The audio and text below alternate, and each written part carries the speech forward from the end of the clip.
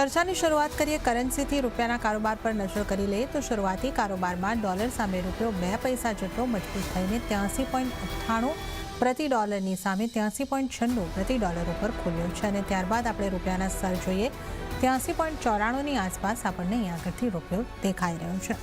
Dollar ઇન્ડેક્સની ચાલ ઉપર નજર કરી લઈએ તો 102.39 એટલે થોડી એવી નરમાશ અહીંયા આગળથી આવતા દેખાઈ રહી છે, પણ જે આપણે 100ની આસપાસના સ્તર જોયા હતા ત્યાંથી આપણે ડોલર ઇન્ડેક્સ ઉપલા સ્તરોની આસપાસ બધો જ આપણને દેખાઈ રહ્યો છે। તો લગભગ 102.35થી લઈને 102.50ની વચ્ચે આપણને ડોલર ઇન્ડેક્સ રહેતો દેખાઈ રહ્યો છે અને યુએસડી આઈએનઆરની વાત કરીએ તો લગભગ 84ની આસપાસ 83.85થી લઈને 84ની વચ્ચે આપણને યુએસડી આઈએનઆરમાં કારોબાર થતો દેખાઈ રહ્યો છે। તો આ એક મોટી રેન્જની આપણે વાત કરીએ અને લગભગ આ જ રેન્જ અહીંયા આગળથી બનતી દેખાઈ રહી છે।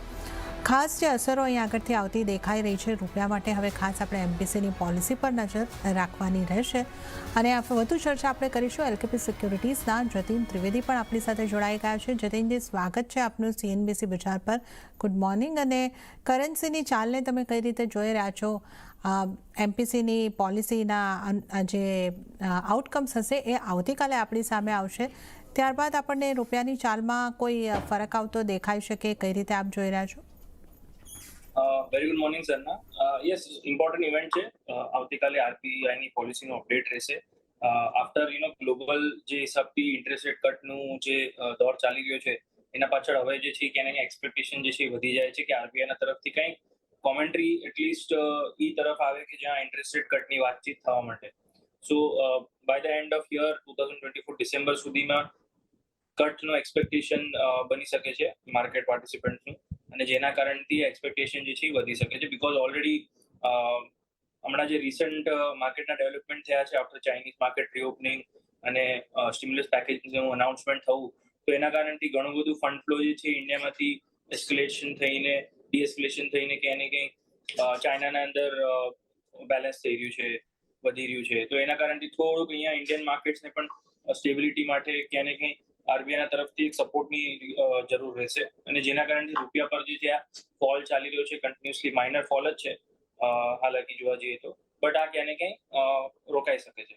તો હમણાં લેવલ સ્પેસિફિકલી જોવા જઈએ તો આજથી કાલના દિવસ સુધી 24 અવર્સ સુધી આપણે જોવા જઈએ કે જ્યાં સુધી આરબીઆઈની પોલિસી આવે ત્યાં સુધી મને લાગે છે આ રેન્જ જે છે ક્યાંય ને ક્યાંય 83-85 ઓન ધ હાયર સાઇડ અને 84 ઓન ધ લોઅર એન્ડ, આના અંદર જ રહેશે।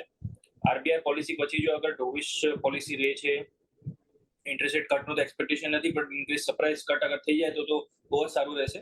બટ ઇનકેસ કટનો તો એક્સપેક્ટેશનની વાત નથી કરતો હું, બટ ડોવિશ કોમેન્ટ્રી આ સાઇડ પર અગર રહે છે તો ક્યાંય ને ક્યાંય 83-95 લઈને 84 એક ટોપ આઉટ લેવલ થઈ શકે છે ટેમ્પરરી ઇમિડિયેટ બેસિસ પર। પણ અગર જો સિચ્યુએશનના હિસાબે બોલીએ કે ફોકસ જીઓપોલિટિકલ ટેન્શન્સ પર અને ગ્લોબલ સિચ્યુએશન થોડી ખરાબ અને મિડલ ઇસ્ટના ક્રાઇસિસ પર અને એ જ બધી વધારે ફોકસ રહેશે અગર કોમેન્ટ્રીના અંદર, તો થોડુંક અહીંયાથી સિચ્યુએશન રૂપિયાના માટે થોડુંક અહીંયાથી નરમાશ થઈ શકે છે।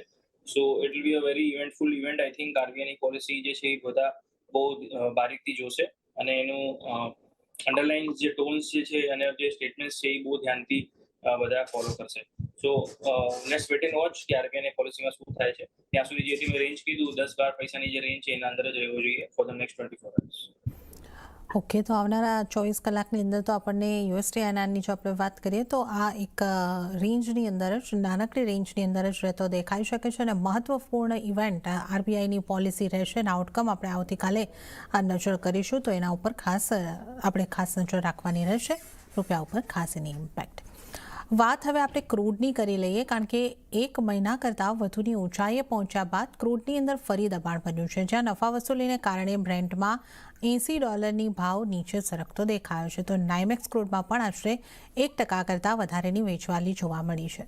ઉલ્લેખનીય છે કે ગઈકાલે મિડલ ઇસ્ટમાં તણાવનો સપોર્ટ મળતા બ્રેન્ટમાં $81 પારના સ્તર જોવા મળ્યા હતા। કઈ રીતે જતીનજી ક્રૂડને જોવું જોઈએ, કારણ કે આ જીઓપોલિટિકલ ટેન્શન્સ જે છે એ આપણને જે રીતની અપડેટ આવતી જાય છે લગભગ વધુને વધુ વણસતા આપણને દેખાઈ રહ્યા છે, અને ગઈકાલે આપણે જોયો ખાસો એવો સપોર્ટ એક દિવસની અંદર મળ્યો, 4-5% ઉછાળો, અને આજે એ ઉપલા સ્તરેથી થોડું દબાણ, તો આ ટેન્શન્સ હળવા થવાનું દબાણ છે કે પ્રોફિટ બુકિંગ અહીંયા આગળથી આવ્યું છે અને હવે આપણે આવા બધા સંજોગોની અંદર કઈ રીતની ક્રૂડમાં રણનીતિ રાખવી જોઈએ? જરના આજનું જે પ્રોફિટ બુકિંગ કહી લો ક્રૂડના અંદર કે લોંગ અનવાઇન્ડિંગ કહી લો બીકોઝ ઓફ ચાઇનીઝ માર્કેટ રીઓપનિંગના સાથે જે એક્સપેક્ટેશન હતું કે હજી સ્લેવર ઓફ અનાઉન્સમેન્ટ્સ આવી શકે છે સ્ટિમ્યુલસ પેકેજીસના અનાઉન્સમેન્ટના સાથે જે મિસિંગ રહ્યું છે અને જેના કારણથી બધા જ બેઝ મેટલ પર અને ક્રૂડ ઓઇલ પર પ્રેશર બનેલો છે. ગ્લોબલી મેટલ્સ માર્કેટ જે છે થોડુંક પ્રોફિટ બુકિંગમાં આવ્યું છે બીકોઝ જે હાઈલી એક્સપેક્ટેશન્સ હતા કે હોલિડે વીકના અંદર જવાના પહેલા જે હિસાબથી અનાઉન્સમેન્ટ્સ આવ્યા હતા અને ઇન્વેસ્ટમેન્ટ લૂર કરવા માટે થઈને જે અપડેટ્સ આવ્યું હતું તો એના કારણથી કહે કે હાઈ એક્સપેક્ટેશન બની ગયું હતું ક્રૂડ ઓઇલનું પણ અને સાથે સાથે જ આપણે જોવા જઈએ તો બેઝ મેટલનું પણ. બટ હવે જે હિસાબથી માર્કેટનું રિએક્શન આવ્યું છે ક્રૂડ ઓઇલના અંદર એ ક્યાંય ને ક્યાંય થોડુંક લોઅર એક્સપેક્ટેશનના ઉપર જે નથી આવ્યા ચાઇનાના અપડેટ સ્ટિમ્યુલસ અનાઉન્સમેન્ટને લઈને માર્કેટ રીઓપનિંગના ટાઈમ પર એના કારણથી આવ્યું છે. તો હવે લેવલ સ્પેસિફિકલી સ્પીકિંગ $80-81 એક સ્ટ્રોંગ રેઝિસ્ટન્સ છે ક્રૂડ ઓઇલના માટે અને લોઅર એન્ડ પર જોવા જઈએ તો 77 ને 75 એક ઇમિડિયેટ બેસિસ પર સપોર્ટ બનેલો છે. જો 77 ના લેવલ્સ તૂટે છે તો 75 જરૂર ટેસ્ટ કરવા જશે બ્રેન્ટ ઓઇલ જે છે બટ જ્યાં સુધી 77 ના ઉપર છે ત્યાં સુધી હું ટ્રેન્ડ હજી પણ રિવર્સ નહીં કહું. 77 ના નીચે મારા માટે એક રિવર્સલ ટ્રેન્ડ જે છે થોડોક ચાલુ થઈ જશે જે 75-74 સુધી લઈ જાય છે. તો 77 સુધીના લેવલ્સ જ્યાં સુધી બ્રેક નથી થતા ત્યાં સુધી ટ્રેન્ડ ઉપરનો બનેલો છે. હમણાં કેમ કે હાઈલી વોલેટાઇલ છે અને જે હિસાબથી રિસ્કિયર એસેટ્સના અંદર આપણે જોવા જઈએ તો ક્રૂડ ઓઇલ સૌથી લીડ કરશે અહીંયા રિસ્કિયર એસેટ્સના અંદર. સો ટ્રેડર સ્પેસિફિકલી બહુ ધ્યાન રાખીને અને સ્ટ્રિક્ટ સ્ટોપ લોસ સાથે ટ્રેડ કરવાનો હું બધાને સલાહ આપીશ. બહુ બધી કોન્ટ્રાક્ટ અવેલેબલ છે. મિની છે, ક્રૂડ ઓઇલ મેગા છે, ક્રૂડ ઓઇલના મિનીના ઓપ્શન્સ છે, મેગાના ઓપ્શન્સ છે. તો જેવી રીતે તમને ઠીક લાગે એવી રીતે એના અંદર પોઝિશન લો. લેવલ સ્પેસિફિકલી જે હું રેકમેન્ડેશન આપું છું એના ઉપર. ક્રૂડ ઓઇલ બાય ઓન ડિપનું માર્કેટ હમણાં ફિલહાલ છે. After strong gap down opening પહેલા એકવાર એને લેવલ પર આવવા દેવું જોઈએ સપોર્ટ લેવલ્સના પાસે અને જે સપોર્ટ લેવલ્સ બની રહ્યા છે ક્યાં ને ક્યાં લોઅર લેવલ્સ પર અરાઉન્ડ 6300 અને 6275 ના પાસે બની રહ્યા છે. તો આ રેન્જના અંદર જ લેવાનું છે. 6300 ના આજુબાજુ જેટલું લેશો એટલું થોડુંક રિસ્ક જે છે એ ઓછું થઈ જશે. 6250 ના સ્ટોપ લોસ સાથે લેવાનું છે અને હાયર એન્ડ પર જોવા જઈએ તો 6450 અને 6500 સુધીના ટાર્ગેટ્સ રાખવાના છે. બહુ મોટા ભાગે ટાર્ગેટ એમના રાખીને ચાલવા નહીં. સો ટ્રેન્ડ બેઝ કોલ નથી, એક કન્સોલિડેશન વોલેટાઇલ રેન્જના અંદર કોલ રહેશે અને hence stop loss strictly follow કરો બીકોઝ વોલેટિલિટી વધતી દેખાઈ રહી છે માર્કેટમાં. ઓકે, તો વોલેટિલિટી માર્કેટમાં વધી રહી છે. તમારા માટે અત્યારે જો સલામતી દેખાઈ રહી છે જ્યાં સુધી બ્રેન્ટ $77 નથી બ્રેક કરતું પોઝિટિવ તરફ રહી શકો છો. MCX ઉપર રણનીતિ તમારે કેવી અપનાવવાની છે? બાયોન્ડિપની 6250નો સ્ટોપ લોસ રાખો. 6300ની આસપાસથી તમારે બાઇંગ કરવાનું છે. 6450-6500 સુધીના ટાર્ગેટ તમને MCX ક્રૂડમાં બનતા દેખાઈ શકે છે. તો ઘણા મોટા ટાર્ગેટ નથી રાખવાના પરંતુ આ સીમિત ટાર્ગેટ માટે તમે કારોબાર બાઇંગ તરફ બાયોન્ડિપની સ્ટ્રેટેજી અપનાવીને કરી શકો છો. નેચરલ ગેસ પર પણ જો નજર કરી લે તો શરૂઆતી કારોબારમાં સ્થાનિક બજારમાં નેચરલ ગેસની અંદર ફ્લેટ ટુ પોઝિટિવ કારોબાર થતો જોવા મળ્યો. 230ના સ્તરની આસપાસ કારોબાર કિંમતો જે છે એ પહોંચતી દેખાઈ રહી છે. નેચરલ ગેસ પર જતીનજી આપની કઈ રીતની સલાહ રહેશે? થોડું વોલેટાઇલ આ પણ છે નેચરલ ગેસના પ્રાઇસીસ પણ અને હાલ ફિલહાલ જોવા જઈએ તો એક સ્ટ્રોંગ કરેક્શન એની અંદર થયું છે રિસન્ટ માર્કેટ વોલેટિલિટીના સાથે. ડિમાન્ડ જે છે એ ક્યાંય ને ક્યાંય લેકલસ્ટર આઉટકમ આવી રહ્યું છે અને સાથે સાથે જ વિન્ટર સેશન જે છે એ ક્યાંય ને ક્યાંય બહુ વધારે સ્ટ્રોંગના અનુમાન નથી થઈ રહ્યા એના કારણે આ ડિમાન્ડ જે છે એ નથી વધી રહી. બટ મોરલેસ થોડુંક સપોર્ટ ઝોનના પાસે આવી રહ્યું છે અહીંયા. સો હું શોર્ટની સલાહ તો ફિલહાલ આ લોઅર લેવલ્સ પર તો નહીં આપું બીકોઝ થોડું હાયર લેવલ પર હોત તો ડેફિનેટલી શોર્ટની સલાહ હું આપી દેત. બટ હમણાં મને લાગે છે થોડુંક સપોર્ટ પાસે આવી શકે છે. 220 થી 225 ના વચ્ચે એક બેઝ સપોર્ટ છે નેચરલ ગેસના અંદર. જો 226 224 ના વચ્ચે તમે લ્યો છો તો તમારું રિસ્ક સારું બની જાય છે. 219 ના સ્ટોપ લોસ સાથે 226 ના આજુબાજુ બાય કરો. 219 નો સ્ટોપ લોસ રહેશે અને 235 સુધીના ટાર્ગેટ રાખીને ચાલવાનું છે નેચરલ ગેસના. ઓકે, તો 235ના ટાર્ગેટ નેચરલ ગેસની અંદર રાખીને તમારે ચાલવાનું રહેશે. તો આ એક સલાહ બાઇંગ તરફની જ બનતી આગળ પણ દેખાઈ રહી છે. તો આપણે ક્રૂડ અને નેચરલ ગેસ એટલે કે એનર્જી પેકની આગળથી વાત કરી છે અને આ સાથે જ હાલ સમય થઈ રહ્યો છે એક બ્રેક લેવાનો. લઈશું એક નાનકડો બ્રેક અને બ્રેક બાદ સોના ચાંદીમાં હવે તમારે કઈ રીતની સ્ટ્રેટેજી બનાવવાની છે, મેટલમાં કઈ રીતની સ્ટ્રેટેજી બનાવવાની છે એની જતીનજી સાથે ડિટેલમાં કરીશું ચર્ચા.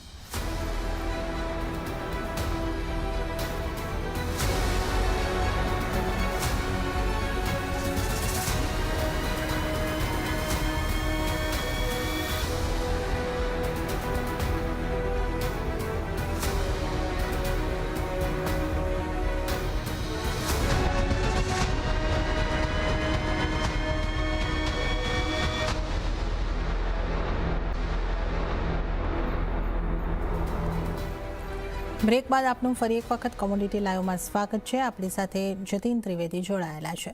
સોનાના કારોબાર પર આપણે નજર કરી લઈએ. સોનામાં આજે પણ રેન્જ બાઉન્ડ કારોબાર જોવા મળ્યો છે અને જ્યાં કોમેક્સ ઉપર $2640 સ્તરની પાસે કિંમતો સ્થિર રહી છે, તો સ્થાનિક બજારમાં પણ ફ્લેટ ટુ નેગેટિવ કારોબાર જ દેખાઈ રહ્યો છે.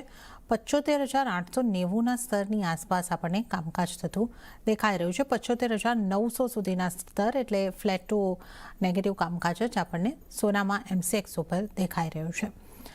જતીનજી, સોના પર હવે આપની કેવી રીતની રણનીતિ બનાવવાની અહીંયા આગળથી સલાહ બની રહી છે? જે રીતે અહીંયા આગળથી આપણે જોયું છે કે જીઓપોલિટિકલ ટેન્શન્સના સપોર્ટને કારણે ખાસી એવી સોનાની કિંમતો ઉચકાઈ છે, પરંતુ હવે આપણે એક નાની રેન્જમાં કારોબાર જોઈ રહ્યા છે, તો હવે સોના પર આપની કઈ રીતની સલાહ રહેશે? ઝરના, જો જે હિસાબથી ગોલ્ડનું માર્કેટ છે, જેટલા નેગેટિવિટી અને જેટલું સેન્ટિમેન્ટલ જેવી રીતે રિસ્ક વધી જાય છે ગ્લોબલ સિનેરિયોઝના કારણથી, કે જીઓપોલિટિકલ ટેન્શન્સ, મિડલ ઇસ્ટનું એસ્કેલેશન થઈ રહ્યું છે વોરનું, એના કારણથી ગોલ્ડને પ્રીમિયમ મળી રહ્યું છે. બટ જો જ્યારે બી થોડું બી અગર એવું પોઝિટિવ ન્યૂઝ આવવા માંડ્યું કે આ બધી વસ્તુઓ બહુ વધારે હાઈ પિચ પર એસ્કેલેશન નહીં થાય અને જેટલું કોન્ફ્લિક્ટ જે ચાલી રહ્યું છે એ સ્ટેબલ અને ત્યાં જ રહેશે, તો થોડું પ્રોફિટ બુકિંગ જે છે અહીંયાથી આવી શકે છે ગોલ્ડના માટે. હું એમ નથી કહેતો કે ગોલ્ડનું ટ્રેન્ડ અહીંયાથી ચેન્જ થઈ જશે. ગોલ્ડના ટ્રેન્ડને આગળ ચાલતા પોઝિટિવ રહેવા માટે બહુ બધા કારણો છે. જેટલું વોર લાઇક સિચ્યુએશન રહેશે એટલું ગોલ્ડને જે છે ક્યાં ને ક્યાં લોઅર એન્ડ પર સપોર્ટ મળતું રહે. સેન્ટ્રલ બેંક્સનું એના અંદર બાઇંગ બનતું છે, બીકોઝ બીજા એસેટ ક્લાસીસના અંદર રિસ્ક વધી જાય છે. China, as you all know, કે સ્ટેબિલિટી નથી બનતી એના અંદર સિક્યોરલી, તો ક્યાં ને ક્યાં પાછું ઇન્વેસ્ટમેન્ટને લઈને ક્યાં ને ક્યાં સાયક્લિકલ પાછું ચેન્જીસ આવી શકે છે. બેઝ મેટલનું માર્કેટ રિસ્કીયર થઈ શકે છે ક્યારે બી. એનર્જી બાસ્કેટ જે છે એ બહુ વધારે લાયબિલિટી નથી રાખતું કે તેના અંદર તમે એક ટ્રેન્ડ બેઝ પોઝિટિવિટીની ઇન્વેસ્ટમેન્ટ કરી શકો. સો આવા સિચ્યુએશનમાં ગોલ્ડને જે છે એ પ્રિફરન્સ મળતું જ રહેશે. બટ ઇમિડિયેટ બેસિસ પર જે આપણે છેલ્લા 1-2 મહિનાથી જે પ્રીમિયમ જોયું છે ગોલ્ડના અંદર, સારું અમથું 10%ની રેલી ઓલમોસ્ટ આપણે જોઈ ચૂક્યા છે. મને લાગે છે થોડું અહીંયાથી પોઝ લેવું જોઈએ. લોંગ ટર્મ ઇન્વેસ્ટમેન્ટના હિસાબે થોડું વેઇટ કરવું જોઈએ. માઇનર કરેક્શન જ્યારે બી તમને મળે છે, એક શાર્પ કરેક્શન, ભલે પછી 2% હોય, 3% હોય કે 4% હોય, બટ એક કરેક્શનનું વેઇટ કરવું જોઈએ લોંગર ટર્મ ઇન્વેસ્ટર્સે. ટ્રેડર્સના માટે હું વાત હમણાં નથી કરી રહ્યો, એક લોંગર ટર્મ પર્સપેક્ટિવથી વાત કરું છું, જેના હિસાબથી તમે અહીંયાથી ઇન્વેસ્ટમેન્ટનું હોરાઇઝન બનાવી શકો. So wait for some steep correction around 2500, 2450 આ લેવલ્સ જે છે બહુ કમ્ફર્ટેબલ રહેશે for thinking of allocating more funds into the gold. જ્યારે બી તમારે એક લમસમ અમાઉન્ટ ઇન્વેસ્ટ કરવો હોય તો થોડુંક એક ડ્રોપ મળી જાય પ્રાઇસીસના અંદર ત્યારે ઇન્વેસ્ટમેન્ટ કરો, બધે પછી કોઈ બી એસેટ હોય ઇન્ક્લુડિંગ ગોલ્ડ. સો હું અહીંયાથી સલાહ આપીશ કે વેઇટ કરો એક $150-200 કરેક્શન ઇન્ટરનેશનલ માર્કેટમાં, અને ક્યાંય ને ક્યાંય 3,000-4,000 રૂપિયાનું કરેક્શન ગોલ્ડ પ્રાઇસીસનું અહીંયા આપણા ડોમેસ્ટિક માર્કેટમાં અરાઉન્ડ અબાઉટ 73,000ના આજુબાજુ બહુ કમ્ફર્ટેબલ રહીશ for taking stronger position for longer term પીરિયડના હિસાબે. સો ટ્રેડર્સના હિસાબથી જોવા જઈએ તો બે સાઈડની ઓપોર્ચ્યુનિટી રહેશે. લોંગર ટર્મની વાત કરી લીધી મેં, હવે હું ટ્રેડરના હિસાબે વાત કરું છું. ટ્રેડિંગ પર્સપેક્ટિવથી જોવા જઈએ તો આ વીકના અંદર CPI ડેટા આવવાના છે યુએસના તરફથી, તો ત્યાં આગળ થોડુંક ફોકસ બની જશે. પછી વીકલી જોબલેસ ક્લેમ્સના ડેટા પર પાછું રિએક્શન જોવા મળી શકે છે ગોલ્ડના માર્કેટને, અને સાથે સાથે જ ફેડરલ રિઝર્વની મીટિંગ મિનિટ્સ પણ છે. તો આ બધી વસ્તુઓનો ઉલ્લેખ જે છે ક્યાંય ને ગોલ્ડ જે છે એ લેતો રહેશે આ વીકના અંદર, અને વોલેટિલિટી થોડી વધતી રહેશે. હાયર સાઇડ પર જોવા જઈએ તો 76,200 એક સ્ટ્રોંગ રેઝિસ્ટન્સ છે ટ્રેડર્સના હિસાબથી, અને લોઅર એન્ડ પર 75,700 અને 75,500 એક ઇમ્પોર્ટન્ટ સપોર્ટ ઝોન છે. જો ટ્રેડિંગ પર્સપેક્ટિવથી કરતા હો અને બાઇંગ કરવું હોય તો 75,800ના આજુબાજુ જ બાય કરો વિથ ધ સ્ટોપ લોસ 75,500, અને હાયર સાઇડ પર જેવું 76,150-200 દેખાય તરત એના અંદર પ્રોફિટ બુક કરી લેવું જોઈએ, આ મારું માનવું છે. અને શોર્ટ કરવાની હું સલાહ આપીશ, જેને શોર્ટ કરવું છે એના માટે થોડુંક મને લાગે છે અહીંયા રિસ્ક જે છે એ ઓછું છે, બીકોઝ પ્રોફિટ બુકિંગ મને દેખાઈ રહ્યું છે ગોલ્ડના અંદર. 76,103 ને 76,200ના રેન્જના અંદર શોર્ટ કરો, 76,400ના સ્ટોપ લોસ સાથે, અને લોઅર એન્ડ પર કહેવાય કે 75 700 75 500 સુધીના ટાર્ગેટ રાખો. ઓકે, તો સોના માટે જે સલાહબંધી દેખાઈ રહી છે, જો ઇન્વેસ્ટમેન્ટ કરવું છે તો થોડી રાહ જુઓ, ઘટાડે કરવાનું છે. અને ટ્રેડર્સ માટે અહીં આગળથી તમે ખરીદદારી તરફ રહી શકો છો. 75,800ની આસપાસ ટાર્ગેટ 76,100 અને એની ઉપરના બનતા દેખાઈ શકે છે. અને આ જે તમને 76,100-200ના લેવલ મળે છે, તો ત્યાંથી તમારે પ્રોફિટ પણ બુકિંગ કરવાનું રહેશે. તો આ રીતની સ્ટ્રેટેજી તમારે સોનાની અંદર બનાવીને ચાલવાનું રહેશે. હવે વાત આપણે ચાંદીની કરી લઈએ, તો ચાંદીમાં પણ નરમાશ રહેતા અહીંયા વૈશ્વિક બજારમાં ભાવ $31 પાસે રહ્યા છે અને સ્થાનિક બજારમાં પણ 0.5%થી વધારેની વેચવાલી આવતી દેખાય છે. સોનામાં અને બેઝ મેટલ્સમાં બંને તરફથી નબળા સંકેતોને કારણે ચાંદીના સેન્ટિમેન્ટ બગડતા દેખાઈ રહ્યા છે. ચાંદીમાં લગભગ આપણે કાલે પણ 1-1.5% જેવો ઘટાડો આવતા જોયો. જતીનજી, આજે પણ ઘટાડા સાથે જ કારોબારની શરૂઆત થઈ છે. શું ચાંદીનો ઘટાડો આગળ વધી શકે છે? કઈ રીતે તમે ચાંદીને જોઈ રહ્યા છો? જેના બેઝ મેટલના કારણથી આ પ્રોફિટ બુકિંગ છે. ચાઇનીઝ માર્કેટ રીઓપનિંગ થવું, જે મેં પહેલા કીધું કે જે મેજર્સ અને સ્ટિમ્યુલસ પેકેજીસનું કંઈક એક્સ્ટ્રા અનાઉન્સમેન્ટની જે એક્સપેક્ટેશન હતી એ નથી મળી, જેના કારણથી આ ચાંદી પર તેનું એનું અસર જોવા મળી રહ્યું છે બેઝ મેટલ માર્કેટના કારણે. હવે બેઝ મેટલના સાથે ચાંદીના અંદર શું કરવું જોઈએ? તો બેઝ મેટલનું વીકનેસ જ્યાં સુધી રહેશે ત્યાં સુધી ચાંદીના અંદર પણ વીકનેસ તમને દેખાતી રહેશે. અને સાથે સાથે જ ગોલ્ડના અંદર પણ જો થોડું પ્રોફિટ બુકિંગ મળે છે, તો ચાંદીના અંદર ડબલ એનું ઇમ્પેક્ટ મળશે. સો લોઅર એન્ડ પર મને લાગે છે ચાંદી તમને 90,000 પાસે પહેલા ટેસ્ટિંગ થવું જોઈએ. અને 90,000ના લેવલ્સ જો બ્રીચ થાય છે, તો પછી થોડુંક હજી પ્રોફિટ બુકિંગ ડીપ થઈ શકે છે ટુવર્ડ્સ 88,000 ઓલ્સો. સો એક સ્વિંગ ટ્રેડિંગના હિસાબથી ઓપોર્ચ્યુનિટી અગર લેતા ઈચ્છતા હો તો 91,700, 91,850, 900 આ રેન્જના અંદર તમે શોર્ટ કરીને ચાલી શકો છો. 90 to 500ના ઉપર સ્ટોપ લોસ રાખો સ્વિંગ ટ્રેડના હિસાબે, અને 90,000 નો ટાર્ગેટ રાખો. જો 90,000ના લેવલ્સ બ્રીચ થઈ ગયા તો પછી આઈ થિંક 88,000 88,500 સુધીના પણ એસ્કેલેશન તમને જોવા મળી શકે છે. ઓકે, તો ચાંદીની અંદર કઈ રીતની અહીંયા આગળથી સ્ટ્રેટેજી રાખવાની રહેશે એની પણ આપણે વાત કરીએ. અને આ સાથે જ એક ચાંદી ઉપર મહત્ત્વની અપડેટ એ પણ છે કે ભારતે યુએની સામે સેપાનો મુદ્દો અહીંયા આગળથી ઉપાડ્યો છે અને ચાંદીનો ઇમ્પોર્ટ આને કારણે આપણને વધતો દેખાઈ શકે છે. સેપા હેઠળ ભારતમાં ચાંદીનો ઇમ્પોર્ટ જે છે એ વધી રહ્યો છે. આવતા સપ્તાહે યુએમાં બંને દેશો મળશે. આ બંને દેશોના પ્રતિનિધિઓની પણ એક મુલાકાત થશે. આ ઇમ્પોર્ટની અંદરનો વધારા આપ જોઈ રહ્યા છો તમે, આ સેપાની મીટિંગ જે પ્રતિનિધિઓની થવાની છે એને જોતા, જતીનજી? હજી સુધી મેં સ્ટ્રોંગલી એને ફોલો નથી કર્યું, બટ ડેફિનેટલી હવે આ તમે જે અપડેટ આપ્યું છે એના પછી હું એનું થોડુંક રીડિંગ કરીને હું તમને નેક્સ્ટ ટાઈમ જરૂર આના પાછળ જણાવીશ કે આનો ઉલ્લેખ શું થઈ શકે છે. હાલાકી જો જેટલું પણ આપણે આના અંદર ચાંદીના અંદર આપણે રિસન્ટ ડેવલપમેન્ટ જોયા છે, તો ઇમ્પોર્ટ જે છે એ વધતી જ દેખાય છે આફ્ટર ઇમ્પોર્ટ ડ્યુટી જે કટ અનાઉન્સમેન્ટ થયું છે બજેટ પછી. તો આઈ થિંક ડેવલપમેન્ટ જે બી થાય, જેટલું બી બનશે એટલું મને લાગે છે કે એને કંઈ ઇમ્પેક્ટ જે છે પોઝિટિવ સાઇડનો રહેશે ચાંદીના માટે, બીકોઝ ડિમાન્ડ સાઇડ કોઈ પ્રોબ્લેમ નથી. It is just near term mild correction જે થઈ શકે છે. ફર્ધર ડેવલપમેન્ટ્સ જોવું પડશે આમાં કેવી રીતના થાય છે. ઓકે, તો અહીંયા આગળથી એક આપણને સેપા એટલે કે કમ્પ્રેહેન્સિવ ઇકોનોમિકલ પાર્ટનરશિપ એગ્રીમેન્ટ હેઠળ એક ઇમ્પોર્ટ જે છે એ આપણને વધતો દેખાઈ રહ્યો છે. અને જે રીતે જતીનજી આપણને જણાવ્યું કે ડ્યુટી કટ પછી પણ ઇમ્પોર્ટ વધ્યો છે, તો આ ઇમ્પોર્ટના વધારાના મુખ્ય કારણો પણ છે.